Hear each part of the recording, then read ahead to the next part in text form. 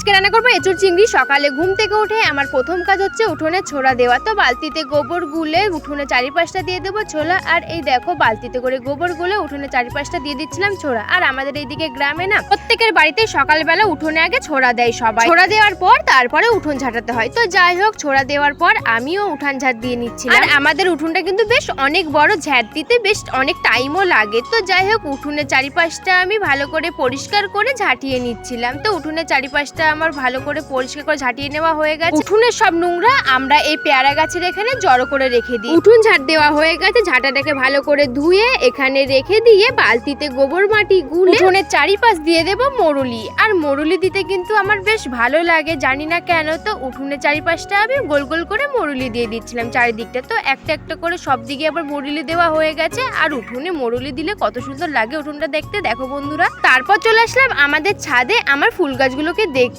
আর আমার এই দুটো ফুল গাছে কত সুন্দর ফুল ফুটেছে। আর ঘাস ফুলগুলো দেখো কত সুন্দর কচি কচি পাতা হয়েছে। আর এই সাজিটাই দেখো কত সুন্দর দুব্ব ঘাস হয়েছে। আমার তো বেশ ভালো লাগছিল। তারপরে আমাদের বাড়ি এসেছিল সন্ন্যাসীরা। আর সবার বাড়িতেই তো এই সবাই সন্ন্যাসী আসে। তো আমাদের বাড়ি সন্ন্যাসীদের পুজো দেওয়া হয়ে গেছে, ওরা চলে গেল। আমি বসে পড়লাম হাঁড়িতে মাটি দিতে। হাঁড়িতে মাটি দিয়ে রোদ্দুরে শুকনোতে দিয়ে বসে পড়লাম মাছ বাছতে। আর আমি খুব একটা চিংড়ি মাছ ভালো বাছতে পারি না, তো কোনো রকম আমি বেছে নিচ্ছিলাম। তো যাই হোক, মাছগুলো সব বেছে নেওয়া হয়ে গেছে। প্রথমে রুই মাছটাকে গামলাতে করে জল নিয়ে ধুয়ে গামলাতে তুলে রেখে চিংড়ি মাছটা আমি ধুয়ে নিচ্ছিলাম। চিংড়ি মাছ আর রুই মাছটা সব ধুয়ে নেওয়া হয়ে গেছে। উনুনে ভাত বসিয়ে দিয়ে এঁচড় কেটে নেব। আর বটিতে ভালো করে আমি তেল লাগিয়ে নিয়েছি, আর আমার হাতেও। আর এঁচড় কাটতে আমার এত ভয় করছে যেন আমার হাতটাই না কেটে যায়। তো যাই হোক, এঁচড়টা কুচি কুচি করে কেটে নেওয়া হয়ে গেছে। আর ভাতও হয়ে গেছে। ভাতের হাঁড়িটা চারিপাশটা ভালো করে পরিষ্কার করে উনুন থেকে হাঁড়ি নামিয়ে ফ্যান ঢেলে হাঁড়ি উপর দিয়ে কড়াইতে বসিয়ে দিয়েছিলাম এঁচড় সেদ্ধ হতে। তো এঁচড় সেদ্ধ হয়ে গেছে, গামলায় তুলে রেখে তেলের মধ্যে মাছগুলো নেড়ে চেড়ে উল্টে পাল্টে ভেজে তুলে রেখে চিংড়ি মাছটাও ভেজে নেওয়া হয়ে গেছে। চিংড়ি মাছ রুই মাছ ভেজে রেখে তেলের মধ্যে আলু পেঁয়াজটা নেড়ে চেড়ে ভেজে মশলা দিয়ে কষিয়ে দিয়ে দিয়েছিলাম জল। আলু সেদ্ধ হয়ে গেছে, ঝোলের মধ্যে মাছগুলোকে দিয়ে নেড়ে চেড়ে মাছ তরকারিটা হয়ে গেছে। গামলাতে তুলে রেখে কড়াইতে তেল দিয়ে পেঁয়াজ তেজপাতা পাঁচফোড়ন ভেজে মশলাগুলোকে ভালো করে কষিয়ে দিয়ে দিলাম